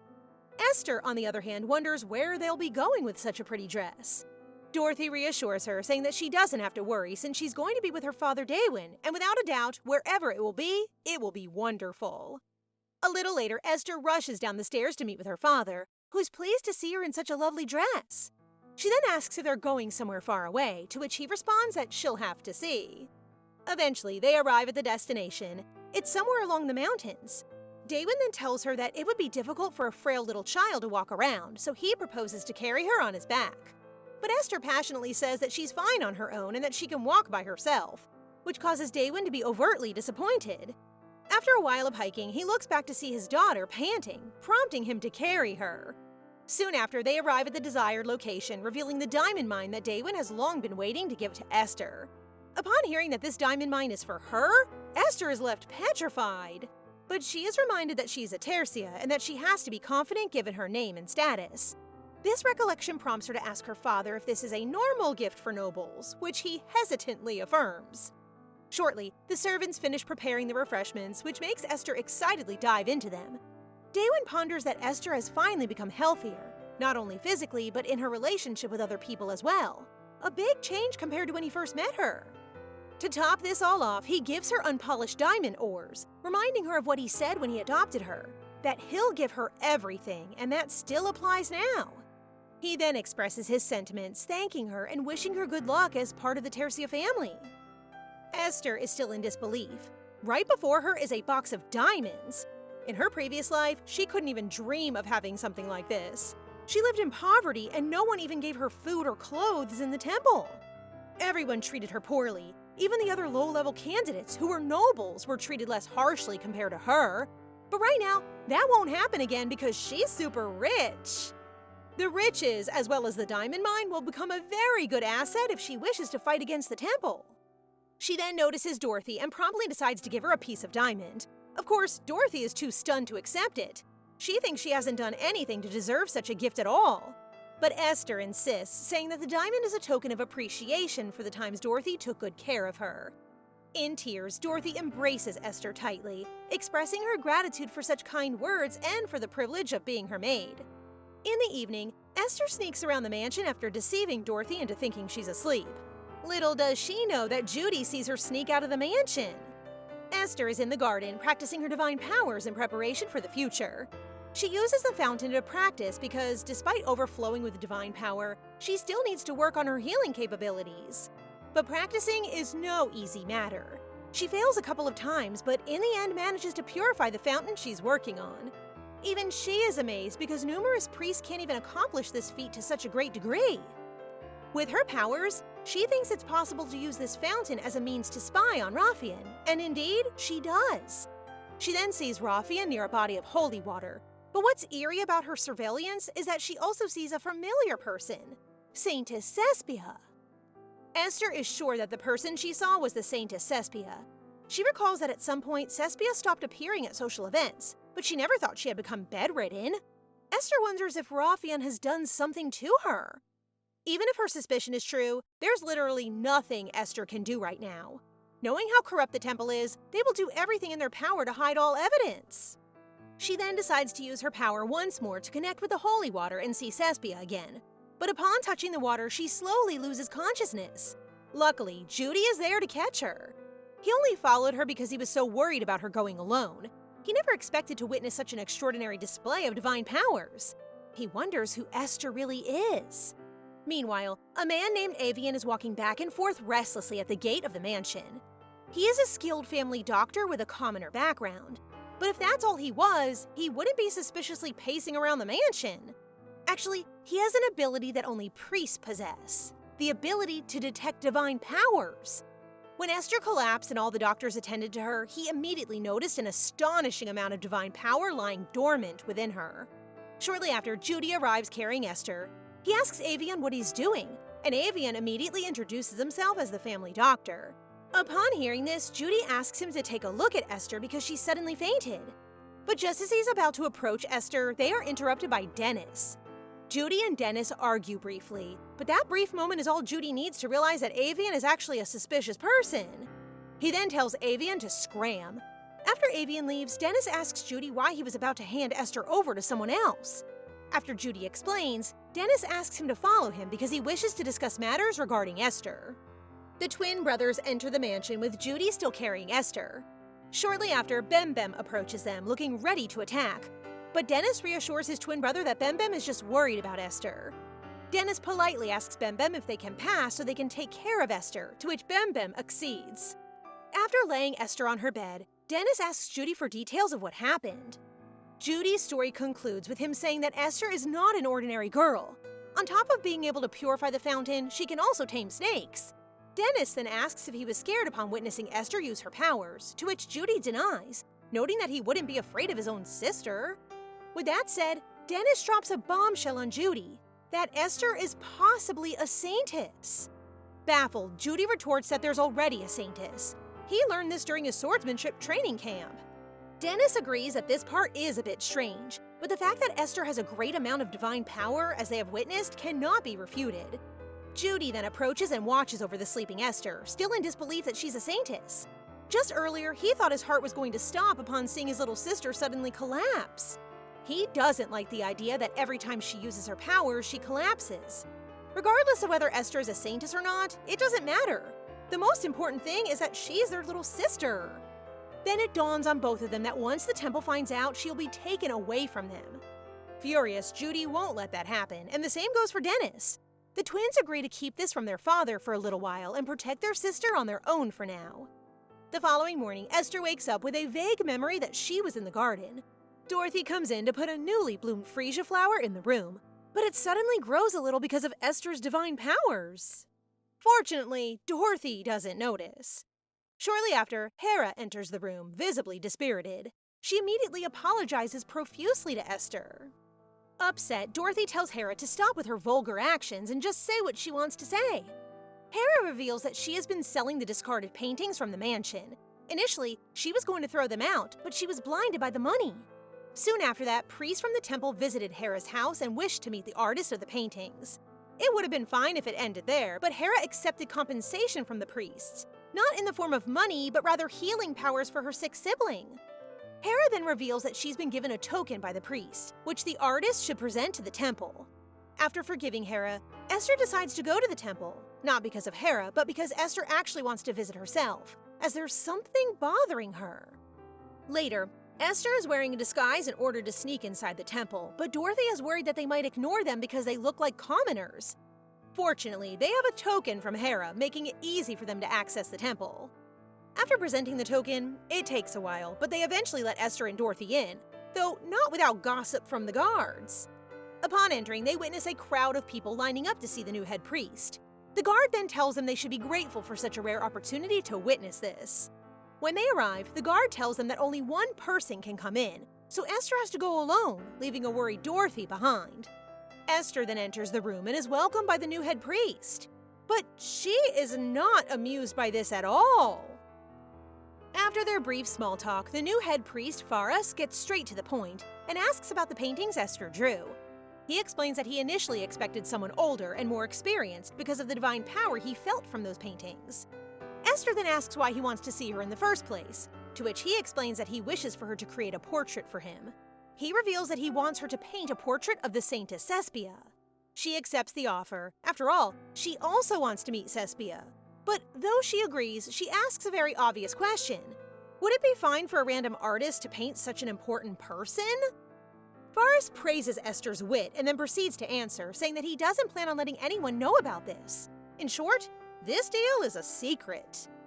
Esther thinks of accepting the offer. After all, this may be the only time she's going to see the Saintess Cespia. Shortly after, Esther hears her father shouting from the training camp. She then becomes worried about being scolded for showing up at the temple without permission. A man then approaches Esther, asking if she's here to see her father, but she apologizes immediately for possibly disrupting their training. He then offers to watch from afar. Upon observation, he explains that all of the knights admire Daywin's skills. Hearing and seeing her dad in action, Esther is all the more amazed. Hearing the little noise his daughter made, Daywin turns his head menacingly towards Esther. She tells her father that she wishes to discuss something, but before that, she hands him a bouquet, which he is pleased to receive. She then asks him for permission to go to the temple because this may be the only chance she gets to see the Saintess. But Daywin is obviously hesitant because Esther has been there before, and he doesn't like the idea of sending her to a place that caused her great trauma. However, he eventually gives in because of her conviction. He agrees as long as she promises that she'll come back. Daywin calls for 20 people to escort Esther, which overwhelms her because it's too many. When they arrive at the training grounds, more than 20 people show up to become escorts, and that's just because they want the privilege of being secured for the rest of their lives. Daywin then asks Esther if she can choose among the candidates, but this isn't an easy task for her because everyone seems so trustworthy and capable. However, there is one person who stands out to her, the man who guided her earlier, Victor. Apparently, Daywin already has his eyes on Victor as he believes he is truly capable. The problem, though, is his excessive involvement with women. After dismissing everyone except him, Victor proceeds to pledge loyalty to Esther as he kneels down and kisses her hand. Obviously, this doesn't amuse Daywin at all. But Esther reassures her father, saying that Victor's lips didn't actually touch her hand. Daywin then reminds Victor again not to thoughtlessly touch Esther, which he nervously agrees to. The next day, Judy is upset that he doesn't get to be Esther's escort, but Esther explains that he might be easily recognized. He is still visibly upset, prompting Esther to embrace him and reassure him that she'll be back very soon. Dennis, on the other hand, condescendingly tells Victor to do his job and not let Esther get so much as a scratch. Victor then muses at how similar the twins are to their father. Dennis then hands Esther a pouch filled with treasures that may help her on her journey. After giving Dennis a tight embrace, Esther's journey to the Central Temple begins. Esther and Victor arrive in the bustling city of the Austin Empire. Apparently, the temple will send Esther a private carriage to be discreet, which worries Victor a bit. She then asks him to be less formal with her because it ruins the point of hiding her status. Although he is a bit reluctant because of Daewin, he eventually gives in to her request. Upon their arrival at the Central Temple, they are greeted by Faris. He notes that they can't easily enter through the front gate, so they'll have to use an entrance reserved only for priests. Esther wonders why. Despite it being only for priests, there is still so much secrecy surrounding it. On top of that, this is supposed to be the path to the most esteemed person in the Empire, the Saintess, yet there are no servants or holy knights guarding it. Faris then reminds Esther that under no circumstances should she reveal her identity, and that Victor cannot accompany her once she's inside. Of course, she won't allow that. Either Victor accompanies her or she leaves. Upon opening the doors, Esther feels a choking sensation as she gazes down the corridors of the temple, thinking that this place doesn't even feel like a place housing the Saintess. Seeing this, Victor becomes worried, but she reassures him that she's fine. This is actually the place where Esther lost her life 13 times just because the power of the Saintess manifested in her and not in Rafian. She endured all the torture inflicted upon her, which is why, despite this place being the temple, she feels as though it's a dungeon. But now, things are different. Esther has a family that cares for her so much. A little while later, Esther finally enters the secret room where the Saintess Cespia is bedridden. Unfortunately, Cespia no longer recognizes Faris, and Faris notes that Cespia has been drastically weakened. He then asks Esther if she can draw a portrait of Cespia while she's still alive. He leaves the room so Esther can be alone with Cespia. When Esther saw her through the holy water, she was already in bad condition, but she never thought it would be even worse up close. As Esther begins to masterfully paint on the canvas, Cespia catches her attention, asking how she ended up in this place. Esther apprehensively asks Cespia how she knows her, to which Cespia responds that when she used the holy water to spy on her, she was also able to see her as well. Cespia then continues by asking if it was Faris who sent her. Cespia initially thought that when she first saw Esther in her dreams, it was a revelation of who would be the next saint. But upon seeing her now, she admits that Esther has already surpassed her capabilities. Cespia claims she does not know why such an unprecedented occurrence, having two saintesses in one generation, happens. Perhaps it's because her powers are dwindling, but even she isn't entirely sure about that. To think, Esther thought she would finally find an answer after reliving life 14 times. She was even hoping to understand why her current life is different. Esther asks if Cespia has already revealed her vision to the temple, but Cespia explains that she no longer plans to do so because they already used and abandoned her. Regardless of who the revelation entails, the temple has already chosen someone. Cespia then asks who exactly Esther is. Someone with divine powers can't simply live outside the temple and survive. Esther tells her that it would be better for Cespia to read her memories rather than have her explain it. With Esther's approval, Cespia reads her memories, and upon seeing something so horrific and grim, she can't help but tremble in fear and feel pity for Esther. Even when she endured a horrendous 13 lives dedicated to the temple, she, Cespia, still failed to protect her. But she's not the only one who feels this way. Esther also feels bad for thinking that Cespia was part of her torture, but in the end, Cespia was exploited as well. Having nothing else to do, Esther doesn't know what to do next, but Cespia proposes to do something for her as a way of making amends for the time she failed to protect Esther. Afterward, Esther leaves the room and is greeted by Victor and Faris, who is elated, carrying the portrait that Esther just made. With this, Cespia's holiness will be preserved. Before Esther leaves, Cespia promises to hold on as much as she can because, for as long as she's alive, Rafian being the next saintess will simply be a designation. During that time, she hopes Esther will strengthen her power. This is the final will of the saintess, to make up for failing to protect Esther in her past 13 lives. This way, she can overthrow the Brones and the temple. On the way back, Esther and her company encounter Rafian, a possibility she had failed to consider. Luckily, Rafian is not able to fully recognize her, but this is indeed a blunder. Faris congratulates Rafian and informs her that Cespia still isn't feeling well. As they are about to leave, Rafian asks about the mysterious girl with them, to which he lies, saying they're just servants. But Rafian is not buying it. She asks Esther to lower her guard, but Faris insists that they're just random people from the southern region. Luckily, they are able to escape her suspicion, but if she had taken a closer look, they definitely would have been found out. Shortly thereafter, they part ways with Ferris as this concludes the purpose of their visit. On their way out, another familiar face comes into sight, Khalid. Encountering Rafian was bad enough, and now they have to deal with Khalid. Just as they are passing him, he recognizes Esther because of her eyes. Because of this, tension arises between Khalid and Victor, and in order not to attract more attention, Esther decides to give up the facade. Esther and Khalid then discuss privately, where he is genuinely worried about her and asks if she's going to return, to which she says no and tells him to just leave her alone. He then reveals that Rafian is currently on the lookout for someone with ash-colored hair, which alarms Esther. Upon hearing this, she wants to quickly get away. She then tells him to leave her alone since they were never close to begin with, which visibly hurts him. Seeing him offended makes her feel disgusted, knowing that he attacked her in her previous life. The fact of the matter is that when the time comes for her to face the enemy, he will be standing beside Rafian.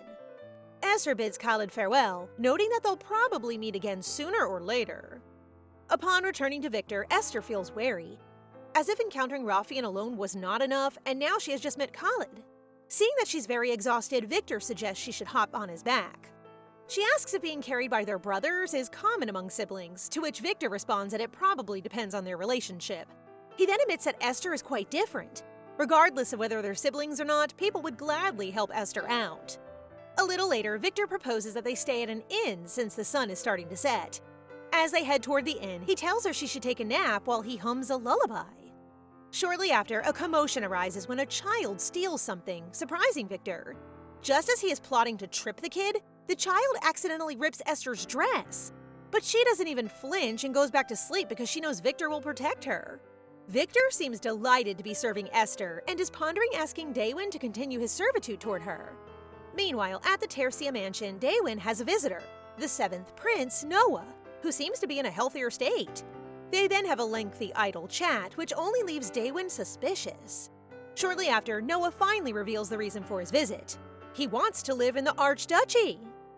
Daewin's head begins to ache as he processes what the prince just said, but Noah seems serious about living in Tercia, even seeming like he's looking forward to it. Daewin then reminds him about the decree that he's not allowed to reside outside of the holy sanctuary, to which Noah agrees, but notes that it will soon be lifted anyway. He claims that his curse will soon be lifted, and by that time, he will contact his father to allow it.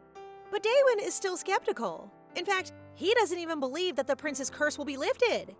Noah then informs him that the Gaho River of Tercia is the key to curing his illness. He claims to be the only one who can attest to this, as proven by his continuing survival from the curse. He then once again asks Daewin to reconsider his decision. Daewin points out that perhaps there's a political agenda behind his intentions, which Noah doesn't deny. He admits that he wants power. Though this was Daewin's initial perception of Noah, Noah tells him that he only seeks power right now because there's someone he needs to protect. Daewin does think there's a possibility that Noah will achieve what he wants. I mean, if it wasn't for the incurable disease he has, he'd be the most fitting candidate to be the crown prince. Noah then showcases his determination and negotiating skills by saying that if he indeed becomes the crown prince, then Daewin would gain a lot from it. With this, Daewin agrees to Noah staying in Tercia as long as he resides in a secluded area. On the way out, Noah notices a portrait of Daewin and asks if it's also a painting made by Esther. Hearing that Noah seems familiar with his daughter, Daewin can't help but menacingly ask about their relationship, to which Noah responds that they're just friends.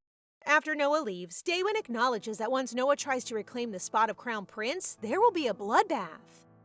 Meanwhile, Esther and Victor visit the most famous clothing boutique in the capital, where they are greeted by the staff member, who is very rude upon seeing Esther's torn clothes. But it's not only the staff who are rude, the noble women who are leisurely sitting shamelessly discriminate against her as well. Victor is annoyed by the obnoxious, loud, unashamed whispers from the patrons, but Esther tells him not to mind them. Shortly after, the owner of the clothing boutique, Dolores, arrives, discouraging the ladies from making such rude remarks. Though she acknowledges their concern about wanting to preserve the reputation of her shop, she insists that everyone who comes to her store should be treated with respect.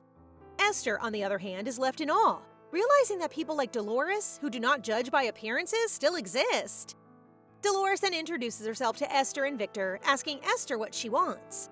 Esther responds that anything is fine because they're all the same, which makes Dolores passionately disagree, saying that's an insult to the shop. After carefully browsing for a dress that would fit Esther, Nothing on the first floor seems suitable, so Dolores decides to move upstairs. Victor tells her that they were discouraged from going upstairs by the staff, which upsets Dolores greatly.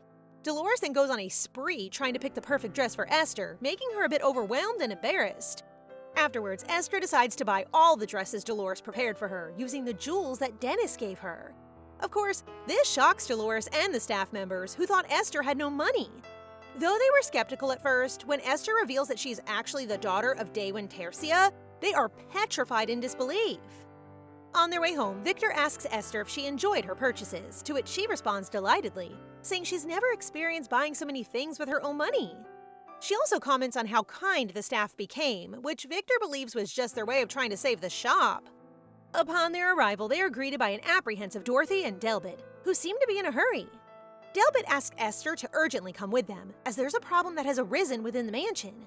He catches her up to speed, informing her that ever since she was gone, the mansion has been in chaos, and it's best for her to go to the conference room as soon as possible. As they both stand in front of the conference room door, they are greeted by Ben, who is ecstatic upon seeing Esther, claiming that he and her father didn't get enough sleep because the latter was so worried about her. He then informs Daewin, who's inside the conference room, the room absolutely oozing with a grim atmosphere by the way, that Esther has arrived. Upon seeing her, it's as if a switch has been flicked and the mood changes to bubbly. Everyone in the room bursts into joy as they thank Esther for coming home, saying their meeting ended early. Daewin then opens his arms, signaling Esther to come to him and embrace him. He welcomes her home. Once they settle, Daewin asks if there was a problem that arose during their journey. Esther initially thinks of telling him about what happened at Dolores' shop, but decides not to. Later that evening, Daewin carries Esther back to her room, telling her that she should rest after the tiring journey. Daewin is pleased that his daughter no longer feels guarded around him. Afterward, Daewin summons Victor and asks for a report of everything that has happened during their journey. After hearing the full report, Daewin says they'll investigate the temple further, and as for the clothing boutique, everyone involved will be punished accordingly. After reporting everything, Victor musters up the courage to finally ask Daewin for permission to become Esther's permanent bodyguard. Of course, Daewin is not amused upon hearing that Victor wants to continue working as Esther's bodyguard. As an overprotective father, he menacingly asks why someone would want to be their daughter's bodyguard. He then points out the fact that Victor initially wanted to solidify his position among the knights, to which Victor agrees. At the same time, he also feels that it is an honor to serve Esther and notes that he really doesn't have any ulterior motives. After careful consideration, Daewin agrees to make Victor Esther's official bodyguard for a year. With that, Victor will be held accountable if anything happens to her. After Victor leaves, Daewin wonders what prompted this sudden change in him. Ben then enters the room, heeding Daewin's summons. He is asked to facilitate the setup of a new branch of the Miracle Clothing Boutique on Lily Street because Esther is fond of their designs. Well, it wouldn't be that easy. Apparently, 4 months ago, Daewin had already rejected the idea of setting up a new branch for that boutique because he thought it wasn't necessary. But now that Esther likes it, he has changed his mind. Meanwhile, on the way out, Victor can't help but tremble in fear. However, this feeling recedes once he ponders how Esther might react after hearing this news. He then sees Dorothy, and just as he's about to greet her, he is met with an annoyed look. Elsewhere, Raffian is visiting the cabin where Noah resides. She currently feels pathetic since the only person she can share her happiness with is a fiancé who doesn't even like her. But she believes that once she becomes the Saintess, Noah's attitude towards her will change. As she enters the room, she notices an eerie atmosphere. No one is inside. She thinks that somebody might have kidnapped him, but shortly after, she stumbles upon a letter informing her that she shouldn't look after him anymore. Raffian feels insulted, noting that his disrespect towards her even has limits. She then tells her servant to immediately locate Noah. Regardless of the reason for his disappearance, the important thing is that he will be found. She still believes that Noah can't escape her clutches because he can never get away from the god's curse. And because of that, Noah will long for her forever. Dorothy shares with Esther what kind of man Victor is. Though she's a bit doubtful about this, because of so many anecdotes from Dorothy's friends, Esther can't help but wonder if Victor is handsome at all. She can't tell because her standards are high when it comes to having gorgeous men around her. Shortly, Victor arrives and tries to explain himself, although it's embarrassing for him. However, his attempt to explain only causes Dorothy to be even more annoyed at him. Esther, without paying them any attention, goes to Bem Bem and its child, Shur, in order to feed them. Apparently, while she was at the temple, Bem Bem had already given birth. Shortly after, Judy arrives with a letter and gives it to her. The letter contains an invitation from Sebastian, inviting the Tercia siblings to dinner. Shocked, Esther asks why, to which Judy responds that Sebastian has been meaning to apologize to her. Esther is visibly uncomfortable, which is why Judy tells her that she doesn't have to go if she doesn't want to, even noting that she isn't obligated to accept Sebastian's apology. She is then reminded of what Cespia told her to strengthen her power. With this in mind, she can't afford to rupture her relations with other prominent families within the Empire. With that, she decides that she'll accept the invitation. Dorothy asks if she's really okay with seeing Sebastian, but Esther reassures her, saying that she doesn't have to worry about it. And this is true because the fact of the matter is that things are different now. Esther now has a family. At the B-Cell Duchy, Sebastian is annoyingly waiting for the Tercia siblings. Shortly after, Judy and Esther arrive. As Sebastian awaits them, he can't help but blush upon seeing Esther, greatly confusing the two. Sebastian's first impression of Esther is that she's a scrawny little kid. He wonders where and why Judy found this little scrawny girl to have as a sister, making him think that this is a plot to make his little sister Jenny envious. This is the reason why Sebastian mistreated her. But now he's blushing so much upon seeing Esther. He can't believe that this cute lady is the same girl he bullied before. Sebastian's heart is racing so fast, and he can almost not contain himself. Judy then introduces him to his little sister. Esther introduces herself, expecting a proper response from him, but she doesn't get that as Sebastian avoids looking at her. While Esther thinks that he still probably hates her, this couldn't be further from the truth. The reality is that he's too flustered to even look at her. Judy then leaves the two of them to greet Sebastian's mother. Now, Esther and Sebastian are left alone, and the awkward tension couldn't be more obvious between the two. Or rather, more on Sebastian's side. He finally musters the courage to apologize, but that's not without him asking her to look away so he won't fumble his apology. A while later, Esther and Sebastian follow Judy, and Esther introduces herself to the Duchess and expresses her appreciation for the invitation. The Duchess then also apologizes on behalf of her son and explains that he's not entirely a bad person. The Duchess can't help but stare at Esther, claiming that she resembles Irene so much, a name Esther is not familiar with. Shortly after, the Duchess is summoned somewhere, so she asks Sebastian to tour the guests. Judy reveals that Irene is their mother, who passed away after they were born. This makes Esther contemplate Daywin's intention for adopting her. Shortly after, a commotion arises. Jenny has a fever that won't go down. As Esther looks at the scene, she notices that dark energy is occupying the room. We'll stop here for today, guys. Yes, I know you want more. Don't forget to ask for the next part in the comment section. Thank you guys for watching and for your support. Please subscribe to the channel. It helps us a lot. Till the next one.